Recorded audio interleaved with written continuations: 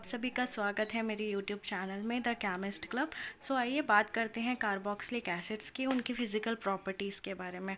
तो आपको अगर मेरा YouTube चैनल पसंद आ रहा है तो प्लीज़ मेरे चैनल को लाइक सब्सक्राइब करिएगा, शेयर करिएगा और अपने कमेंट्स के बारे में मुझे बताइएगा कि आपको चीज़ें पसंद आ रही हैं कि नहीं, या मुझे कुछ और इम्प्रूवमेंट करने की ज़रूरत है क्या। तो देखिए, सबसे पहला बात है, हम फिज़िकल स्टेट के बारे में बात करते हैं। जो कार्बोक्सिलिक एसिड कंपाउंड्स हैं, उनके जो लोअर मेंबर्स होते हैं C1 से C3 तक, वो कलरलेस होते हैं, लिक्विड्स होते हैं और उनकी एक पंजेंट स्मेल होती है।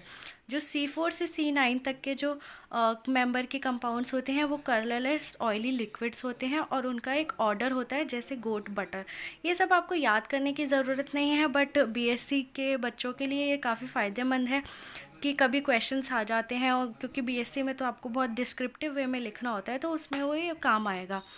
तो बाकी आपको लाइफ टाइम याद रखने की ज़रूरत नहीं है, बस ये अभी के लिए आप ये समझ लीजिए। बाकी ये जो हाइड्रोजन बॉन्डिंग का कॉन्सेप्ट है ये बहुत इंपॉर्टेंट है। जैसे कि जो हमारे बेंजोइक एसिड्स या कोई भी कार्बोक्सिलिक एसिड की बात करें तो उसमें इंटरमॉलिक्यूलर हाइड्रोजन बॉन्डिंग होती है। जो दो मॉलिक्यूल्स होते हैं कार्बोक्सिलिक एसिड्स के, वो एसोसिएटेड होते हैं हाइड्रोजन बॉन्डिंग के थ्रू और वो मिलके एक डाइमर बनाते हैं। कौन सी स्टेट में बनाएंगे वो, या तो लिक्विड होगी या गैसियस होगी, क्योंकि जो सॉलिड होती है वो तो उनकी पोजीशन फिक्स हो जाती है, वो मूव नहीं कर सकते, वो आपस में मिलके डाइमर नहीं बना सकते। बट लिक्विड और गैसियस स्टेट में वो ज़रूर बना सकते हैं। और जो बॉइलिंग पॉइंट और सॉल्युबिलिटी होती है ना, वो इस हाइड्रोजन बॉन्डिंग की वजह से हमें उसमें थोड़ा असर दिखाई देता है। मतलब अगर आप बात करें उसकी बॉइलिंग पॉइंट या सॉल्युबिलिटी की, तो वो मतलब एक कॉन्सिक्वेंस है किसका, हाइड्रोजन बॉन्डिंग का। जैसे जो बॉइलिंग पॉइंट और सॉल्युबिलिटी है कार्बोक्सिलिक एसिड की, ये दोनों एसोसिएटेड है हाइड्रोजन बॉन्डिंग के। तो देखिए, इस तरीके से हाइड्रोजन बॉन्डिंग होती है। एक कार्बोक्सिलिक एसिड का मॉलिक्यूल ये है, एक कार्बोक्सिलिक एसिड का मॉलिक्यूल ये है। तो देखिए, यहाँ पर एक ऑक्सीजन है, वो उसके दूसरे वाले H के साथ बॉन्ड कर रहा है, और यहाँ पर जो H है वो दूसरे वाले के O के साथ बॉन्ड कर रहा है।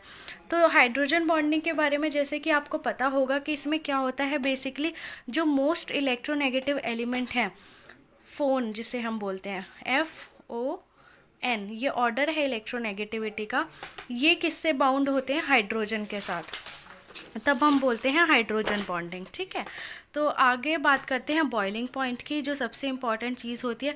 तो बॉइलिंग पॉइंट्स बेसिकली क्या होता है ना, कि हमारा जो कार्बोक्सिलिक एसिड्स हैं, जैसे जैसे उनका मॉलिक्यूलर वेट बढ़ता है, या जैसे जैसे हम हायर मेंबर की तरफ मूव करते हैं कार्बोक्सिलिक एसिड के, तो हमारा जो बॉइलिंग पॉइंट होता है वो बढ़ता है।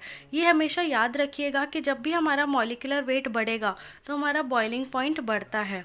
या फिर कई बार ऐसा भी होता है कि हमारे जैसे अभी हम देख रहे हैं कि हाइड्रोजन बॉन्डिंग है, तो ये भी कई बार इंटरमॉलिक्यूलर हाइड्रोजन बॉन्डिंग की वजह से भी हमारा बॉइलिंग पॉइंट बढ़ जाता है। ठीक है, जैसा नॉर्मल होना चाहिए, जो कैरेक्टर हमें दिखना चाहिए, उससे अलावा हट के हमें कुछ और चीज़ें देखने को मिलती है। फॉर एग्जाम्पल, जैसे हमारा एसिटिक एसिड है, और जैसे अभी मैंने आपको बोला कि मॉलिक्यूलर वेट ज़्यादा होगा तो बॉइलिंग पॉइंट ज़्यादा होगी। ठीक है, तो अब देखिए, एसिटिक एसिड हो गया, प्रोपेनॉल हो गया, इन दोनों का मॉलिक्यूलर वेट ऑलमोस्ट सेम है, बट इसमें क्या है, प्रोपेनॉल का 97 डिग्री सेल्सियस है बॉइलिंग पॉइंट, और एसिटिक एसिड का 118 डिग्री सेल्सियस है।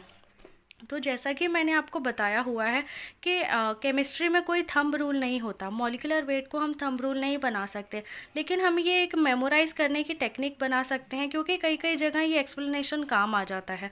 तो देखिए, मॉलिक्यूलर वेट इन दोनों का सेम है, बट बॉइलिंग पॉइंट दोनों का अलग है। तो एसिड जो है कार्बोक्सिलिक एसिड, इसमें क्या होता है, इंटरमॉलिक्यूलर हाइड्रोजन बॉन्डिंग होती है।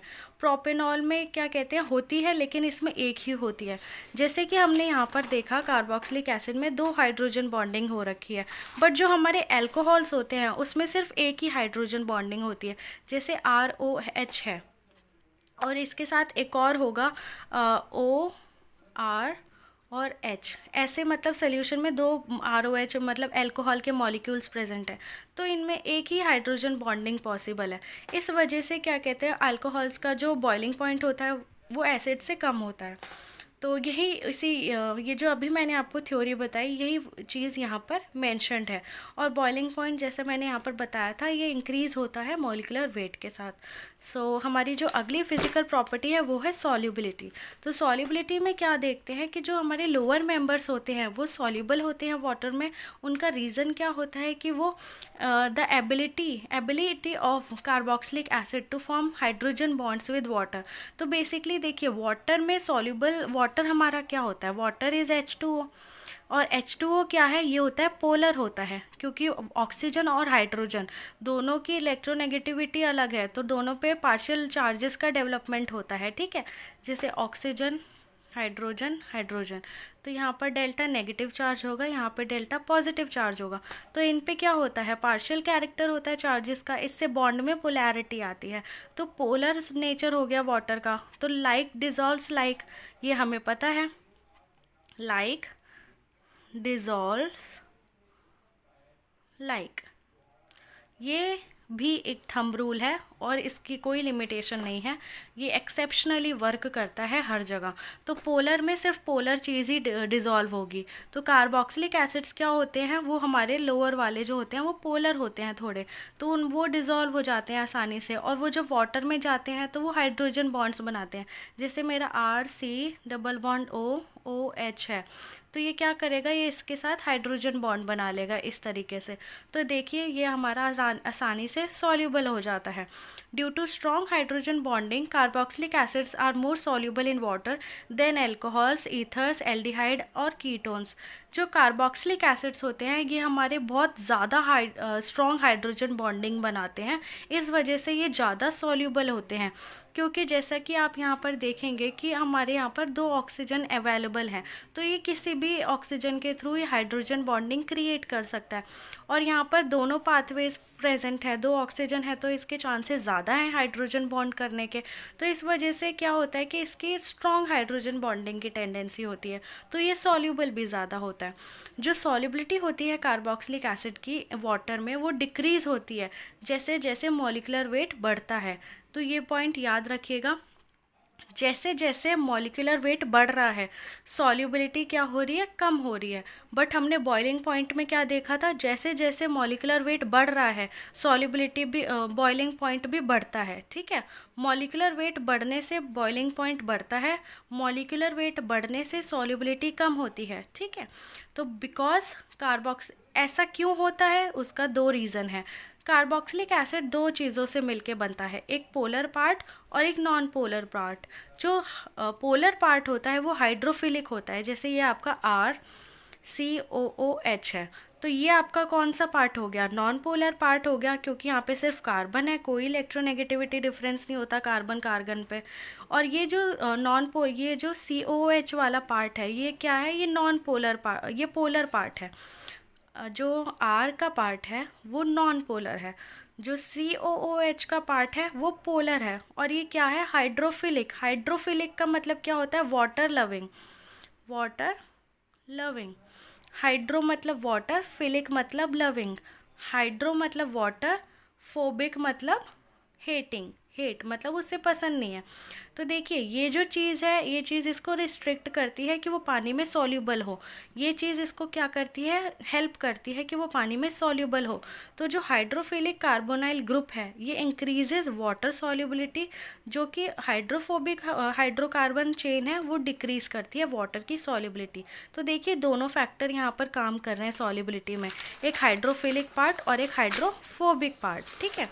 सो देयरफॉर जो C5 मेंबर्स, जो मतलब C5 से हायर मेंबर्स जो होते हैं कार्बोक्सिलिक एसिड्स के, are partly soluble and the higher carbon chain members are insoluble in water but readily soluble in ethanol, ethers and benzene.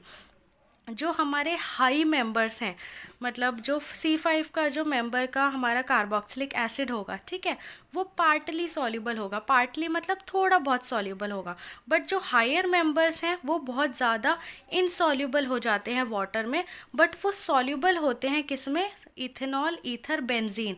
ये कैसे नेचर के सॉल्वेंट हो गए, ये तो स्लाइटली पोलर हो गया, ये भी स्लाइटली पोलर हो गया, और ये नॉन पोलर हो गया। तो देखिए जब हम मॉलिक्यूलर वेट हमारा जैसे जैसे बढ़ता है, जैसे हमारा C5 मेंबर है बेंजीन का, ठीक है, C5 मेंबर से हम आगे बढ़ रहे हैं, C6 आ गया, C7 आ गया, C8 आ गया, मतलब इतने नंबर ऑफ़ कार्बन एटम्स हैं। इससे क्या हो रहा है, मॉलिक्यूलर वेट बढ़ रहा है, हमारा जो R एल्काइल पार्ट है वो भी बढ़ रहा है, ठीक है, एल्काइल पार्ट बढ़ रहा है, तो उससे क्या हो रहा है, हाइड्रोफोबिक पार्ट बढ़ रहा है।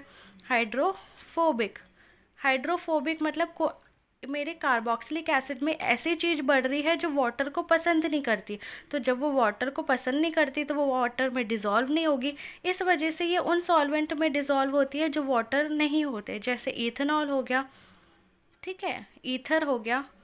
और जो हाईएस्ट मेंबर होंगे, मतलब C11 हो गया, C12 हो गया, C13 14, ये जो होंगे ये एकदम नॉन पोलर हो जाते हैं, ठीक है, क्योंकि इनका आर ग्रुप इतना बल्की हो जाता है कि इनका बिहेवियर ऐसा हो जाता है कि ये नॉन पोलर है, तो ये किस में सॉल्यूबल हो जाते हैं, बेंजीन में।